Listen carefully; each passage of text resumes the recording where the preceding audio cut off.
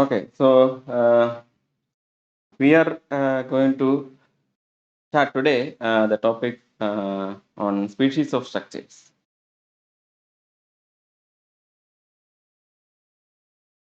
Let U be a finite set. So we are going to look at the topic on species of combinatorial structures. So a combinatorial structure is basically any kind of construction that you make on a set. Okay? So for example, if you have a set, let's say ABC, then you can make a graph on these three vertices, right? For example, like you can draw a graph with all the three forming a cycle, right? That you have seen, or forming a path, or just one edge and one vertex. Any of this is a graph on these three vertices, right? So you are basically putting a combinatorial structure on a set U, in the sense that you are constructing something out of this set. So the construction can be many things. For example, given a finite set, let's say U, as you see here, if you have this set U, then is, let's say, 1, 2, 3, etc. n, right? Then the structure alpha, let's say, can be a set, right? You can put a set structure on the set itself. A tree structure on the set, right? So you can take this and make a tree out of it by putting edges.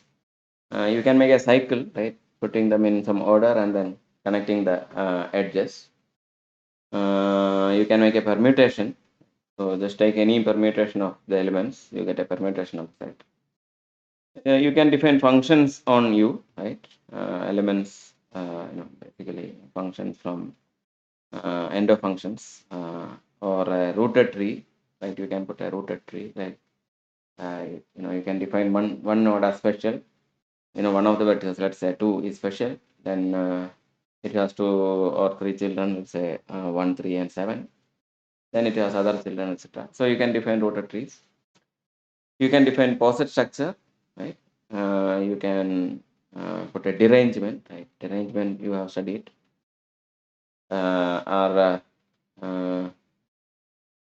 permutations which does not map elements to itself, right? There is no fixed point. Then you can define a partition, right? Given a set, you can partition it. So all these can be examples of structures. So I mean, there could be many more. So in short, we are just constructing structures on a given set. Now,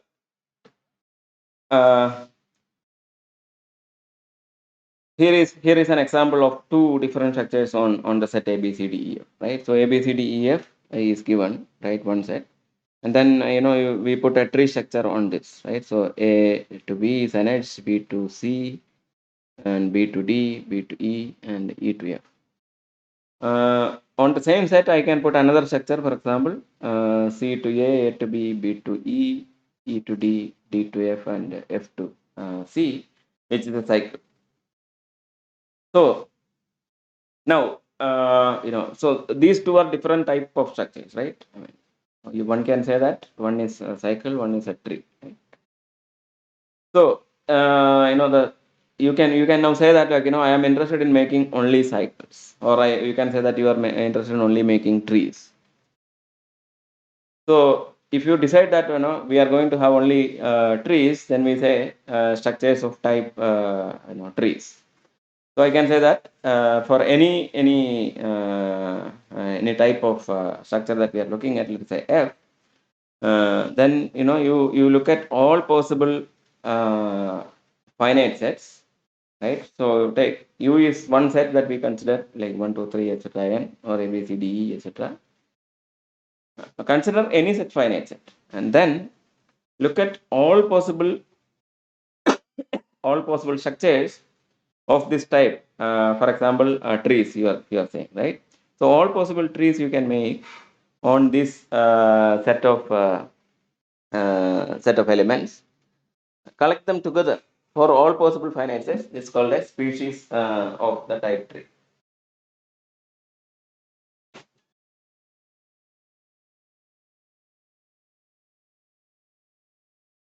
So now, similarly, we can do this for any other object. For example, I can say species of graphs or species of permutations, right?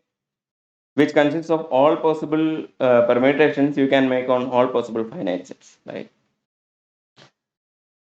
Now, you collect together the set of all permutations, let's say, you can make on a fixed set, let's say U, right?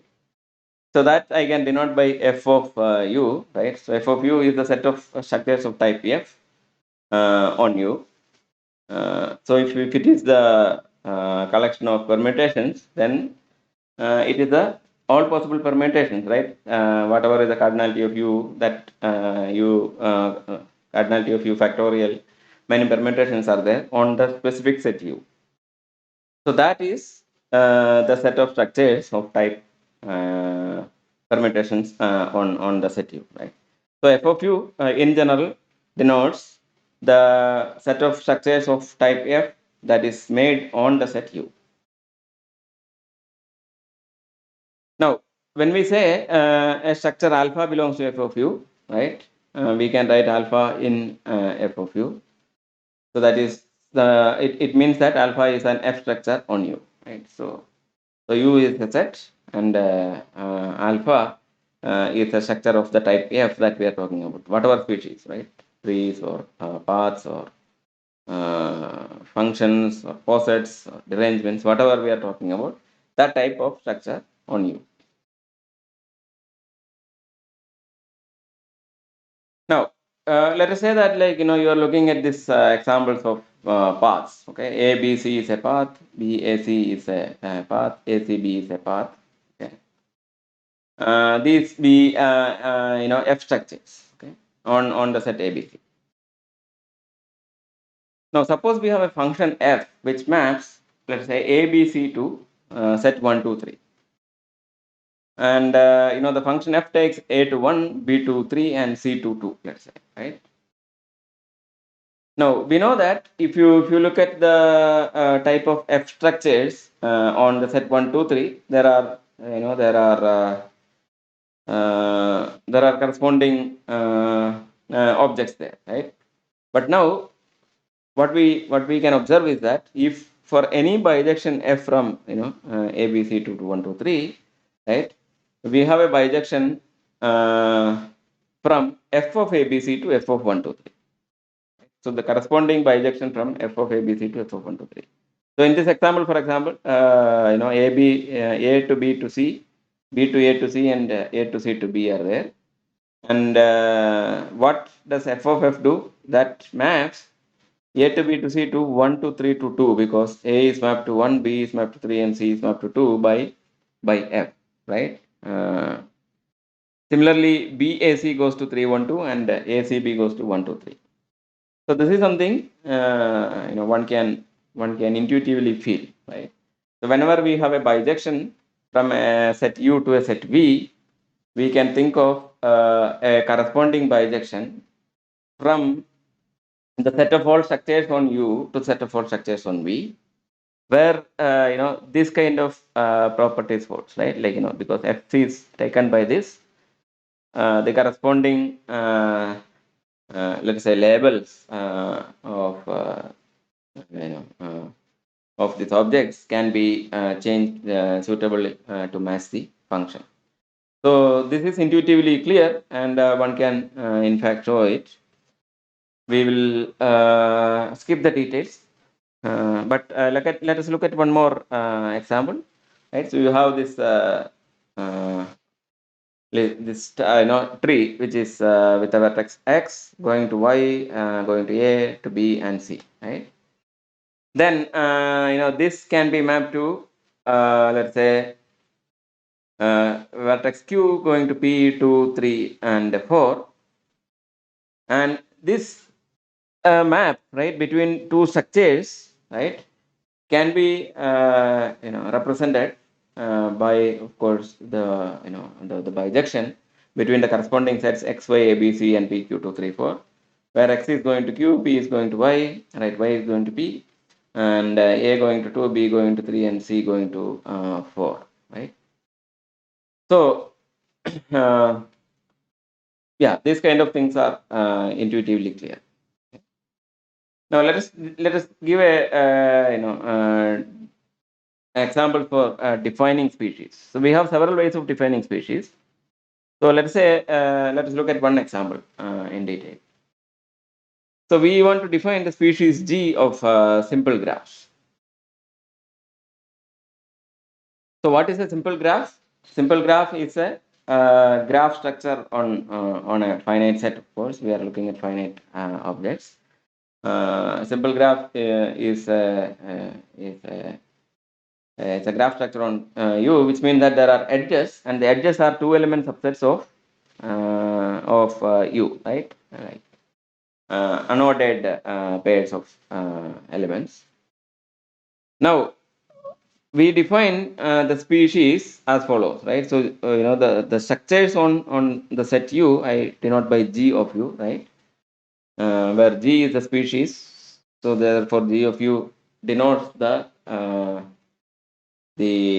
all possible structures on the set U, which belongs to the which are simple graphs, right? Which is given by set of all G, small g, such that G is equal to, let's say, gamma comma U, where gamma is is a subset of two element subsets of U, unordered pairs of U. So one can see that gamma is basically the set of edges, right? And elements of U form the vertices of the graph, right? So we define the species by this.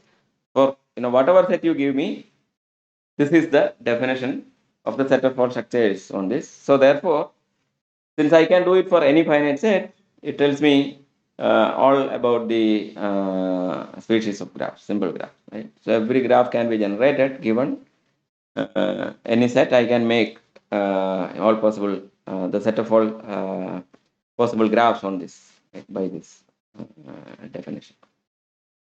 Now, what we can observe is that G is a simple graph on U, and G belongs to, right, G of U, and G is a G structure on U are all equivalent statements. And we observe that for each bijection which takes U to V, right, sigma map from U to V, that bijection induces another bijection, another function, let's say, another map, G of sigma, right, which takes elements from G of U to elements in G of V, right? where small g, right, a graph is mapped to sigma dot g, right, where sigma is the bijection, right, from U to V. So this function G of sigma is called the transport of of graph, right? Basically, the graphs on graph structures on the set U is mapped to graph structures on the set V. So therefore, this is basically transporting structures, right, from on one set, which is defined on one set, to those defined on another set. Now, if if let's say a graph is given by gamma comma U, and that graph is one of the elements of G of U, right, the G structure on U, then G of sigma, right, which is the transport of the graph G, right, G sigma of G, small g, is basically sigma dot G, right, because that is what happens to G under sigma.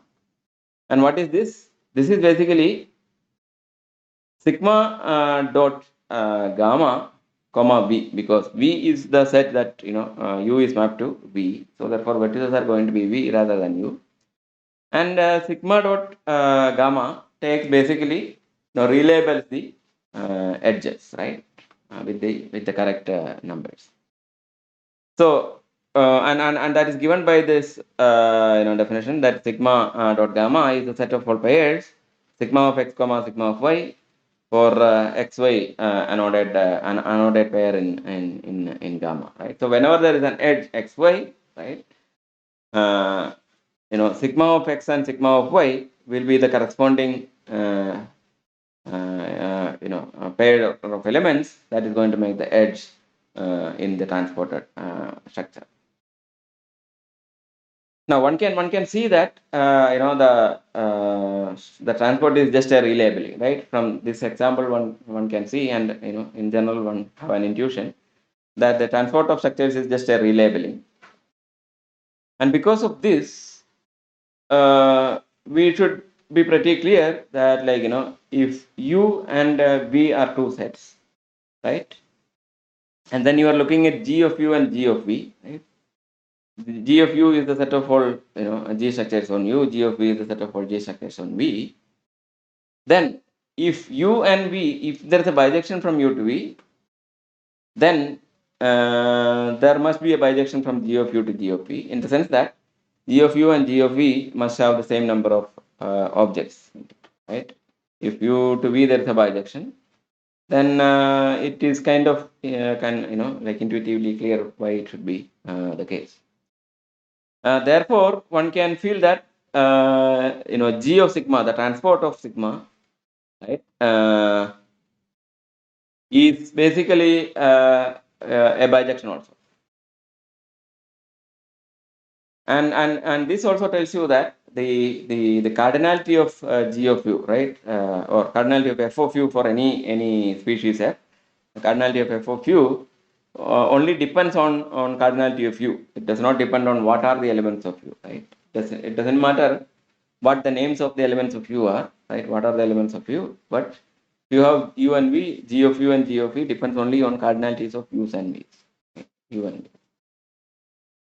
We also see that because the transport is just a relabeling, we can also see that G of let's say tau composition sigma, where tau and sigma are two bijections, is basically G of tau composition G of sigma, and if you look at the identity map, right, on U, look at the structures G on identity of U, right? Like look at the transport of G of identity of U, and this transport must be the identity in GU, right? The GU is the set of all G structures on U, and since the transport function, the bijection sigma is just identity, the transport also must be identity on the corresponding set.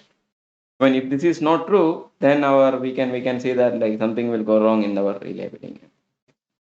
So these are all. I am not going into the details of this. We want to finish this as a just quick review of this topic, just an introduction. So I will not go into details, but you can take it as homework to prove this. Now, more formally, the transport of a structure can be defined as follows. Let U and B be finite sets, and F maps from U to V be a bijection. Then there is a function, of course, f of f, right, which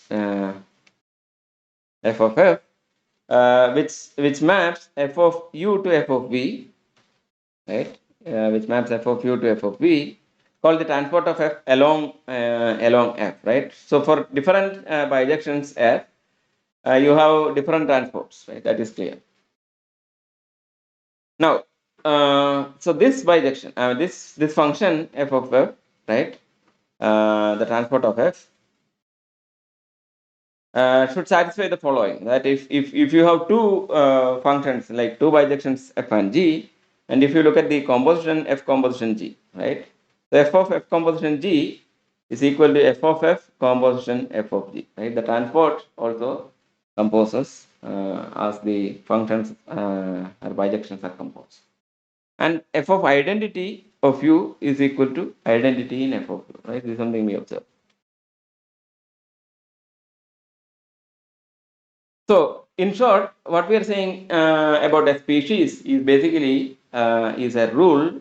Okay, we can define species also as a rule that produces for each finite set U a finite set f of u. Right. This is something that we need to know. Right. When we say I am looking at a species of all graph, you should know what are the possible graph structures on a finite set. Right. Without that, we cannot talk about the species.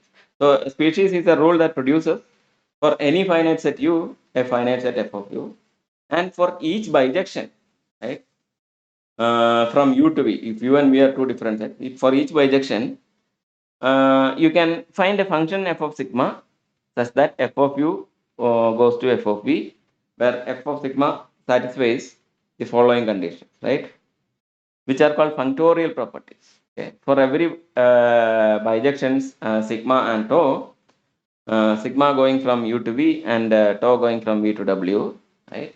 You look at the composition T composition sigma, right?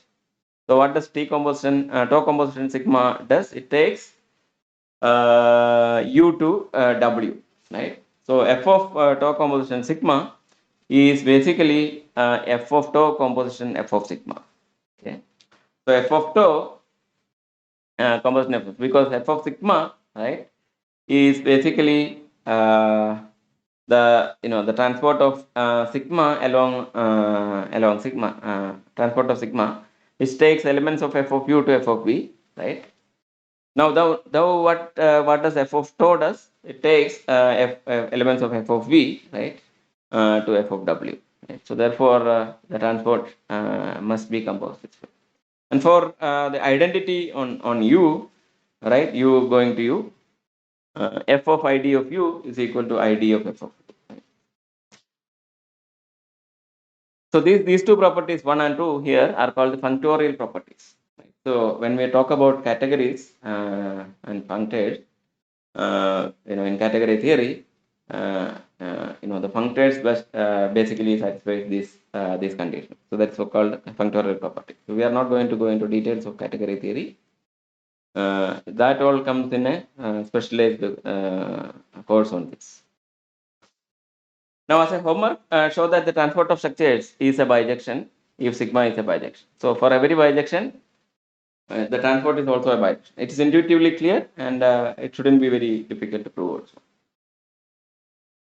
Now, let me remark that one can observe that the notions of isomorphism, automorphism, etc., of F structures, whatever is the species, right, are implicitly contained in the definition of species. This is something that you can observe by the way we have defined these bijections, right? So the this all comes for free, right? Isomorphism, automorphism, etc., comes for free. Now, given let's say f, a species f and a set u, the cardinality of f of u, this I mentioned before, depends only on cardinality of u, right? Because what are the labels does not matter. Now we denote, there is an F structure on a set as follows, right? Let's say that ABC 1 3 is a set, and I am going to make some object of type F. So and like I'm looking at the species of not species, like the F structures on this set. I'm going to denote it the following way. So I write ABC 1 3 here, right? And then I put these lines, and then by this arc I mean that I am putting some F structure on this set. Okay, so it could be any of the structures. So therefore, this represents that we are talking about all possible F structures on this particular set.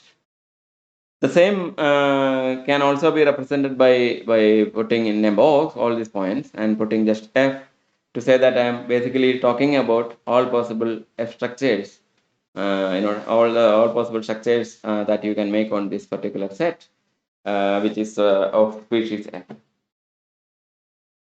And when I don't want to talk about specifically what are the elements, right? I mean, I can also just not write the set elements when the set is clear. I can just put this without the labels. And this also tells that, okay, whatever is the set having this many elements, I am going to put the structures. And these are just notation that we can use to describe type F structures on any set. Now, let us look at some examples. Okay, so a species E of sets. Okay, so we are talking about the species of sets, right? So given any finite set U, right? What is E of U, right? We are putting a set structure. So when I say E of U, it means that I am talking about structures of type E, right, which are sets on the set U, right? So I want to put a set structure on U. How do we put a set structure on U? Just look at the set U, right? So there is only one way to put a set structure on U, right? But basically, that set itself is the basically the elements, right? So elements of this E of U are the sets on U, right? There is only one set on U because U is a set, and I want to make a set structure using all the elements, right? If I am using a small subset of the element, then that is not the set structure on U. It's a the structure on the subset. So therefore, E of U is just singleton U, where the element within this U are within the brackets are the objects of the type that we are talking about, right? So there is only one way to do that. That is putting U within a singleton. So that is the species of sets. Now species of elements I can talk about, right? Given a set U, I can talk about the elements. So that is E of U, right? So small e or epsilon is used for this.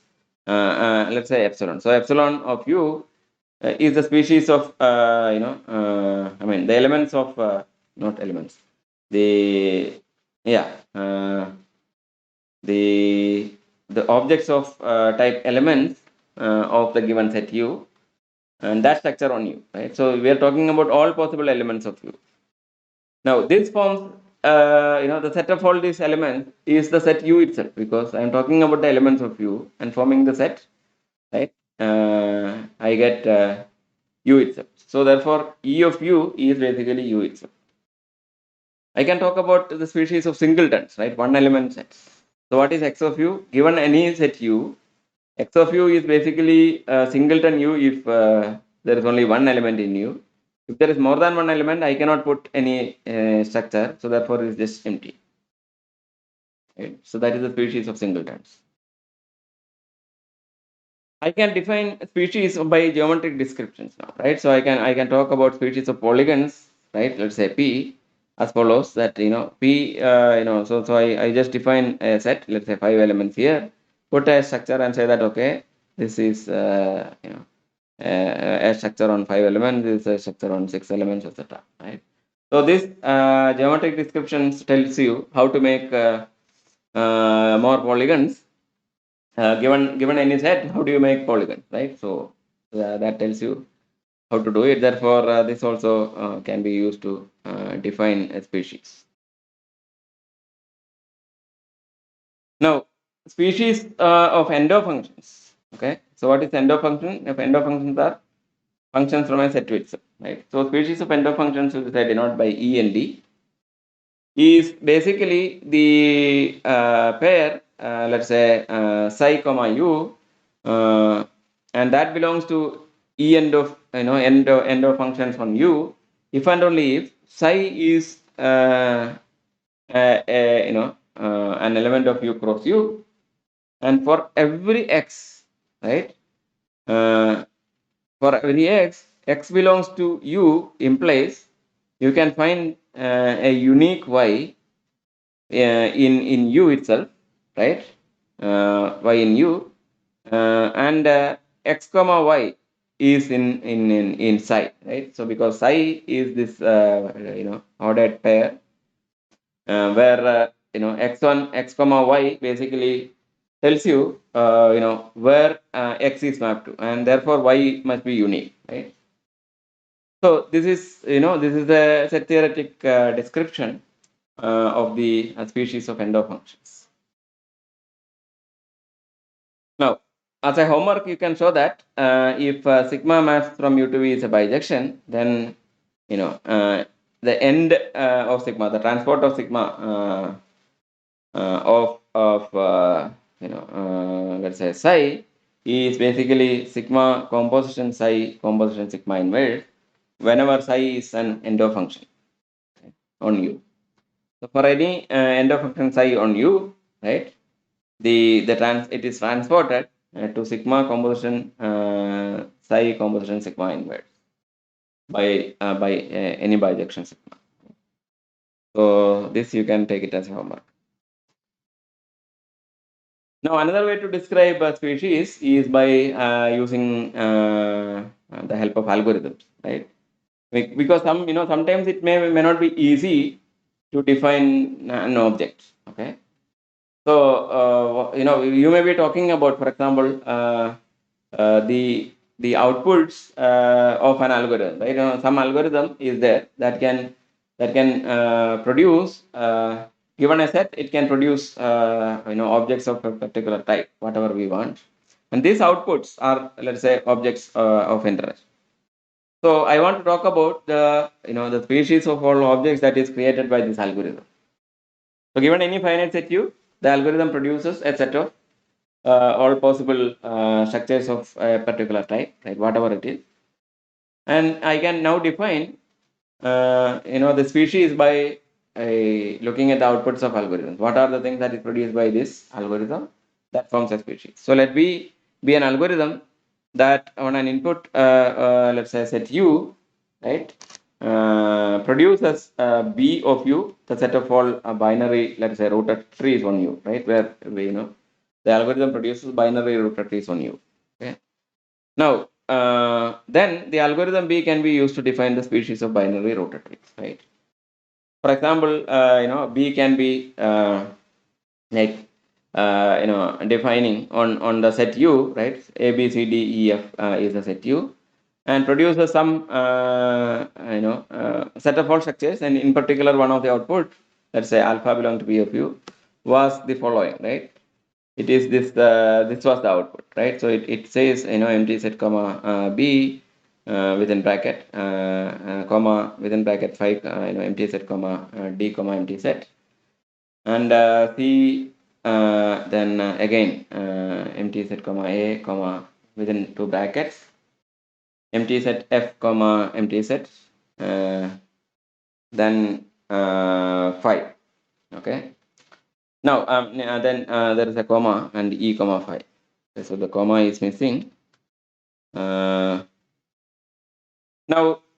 when we are talking about let us say this structure is a binary tree. If you look at this, the way to produce this is by by looking at this nodes, right? So each of these elements denotes nodes, and whenever a pair is there, that forms the edge relation. So 5 comma B basically becomes an edge from B to the empty set, which is represented by a box here.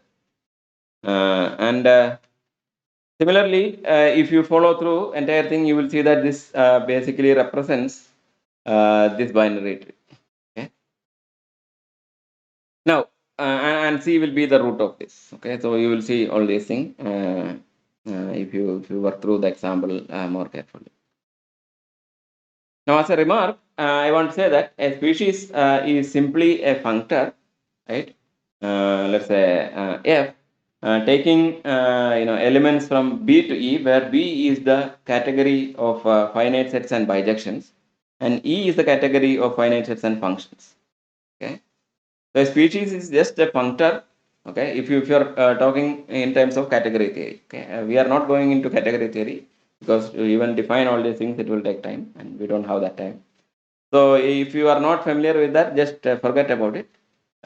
Just a remark. The species is just a functor from the category of finite sets and bijections to the category of finite sets and functions. Now, some homework questions. Describe the transport of functions for the species E of sets, species E of elements, and species X of singletons. Okay. So basically, you have to see what happens whenever a bijection is given and what will be the transport corresponding. We for example gave the example of graphs, right? The species G of graphs, and then what happened to the transport, right? For any sigma, what was happening? We mentioned in the example that we are looking at with graphs, right? So yeah. So here we said what happened to G of sigma, right? So what was the transport? So this way we have to mention what happens to the transport for each of the questions, each of the species in the question. Okay, second question is to define the species GC of connected graphs, the species T of directed graphs, and species PAR of partitions. So all these species you can define, right? Try in your own words, and let's see how uh, good that is.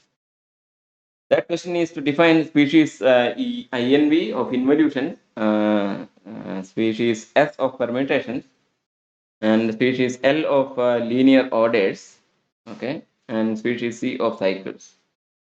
So we have already come across most of these things earlier, so I don't want to go into any more details of what are these things and all, right?